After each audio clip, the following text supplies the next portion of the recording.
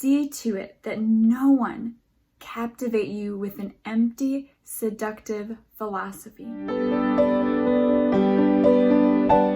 the first reading today, on Tuesday of the 23rd week in Ordinary Time, we hear these words in the letter to the Colossians. See to it that no one captivate you with an empty, seductive philosophy. And I think this line is so pertinent to us today because there are so many seductive and empty philosophies that are floating around our world today. And a lot of them seem very exciting and very new and sometimes very logical. But I think the key characteristic about all of them, and something that we should know about this spiritual battle, is that the evil one seduces.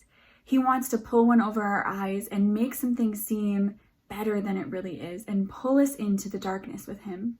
However, the Lord allures. It says in the Old Testament, right, that he will allure you and bring you into the desert and speak tenderly to you. And so we have this interplay that these empty philosophies that we see running rampant in our world today, especially on social media and all of these new age ideas, is that they're very seductive, but they're not rooted in truth. They lack the reality that they're not rooted in truth. They're not rooted in Jesus Christ. And that's how we can spot a fake. In the gospel for today, we hear the calling of the 12 apostles. Jesus calls the 12. And there's something so beautiful about this, that he knows them, he sees them, and he draws them into himself. They're chosen, they are called. And then it says at the end of the gospel that all of those that were there that day were healed. And that's the voice and the action of the Lord that we need to pay attention to. The more we encounter true truth, the more we are healed, the more we feel chosen, the more we can hear God's call on our heart to a life of wholeness and freedom in Jesus Christ.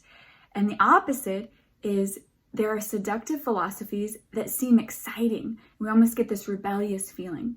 And so we have to be discerning people, and also to be discerning in how we share, to make sure that we are using the name of Jesus Christ as often as we can, to not be afraid to speak the truth of the gospel in clarity and in charity and gentleness, but not shy away from the truth that we know that we are rooted in.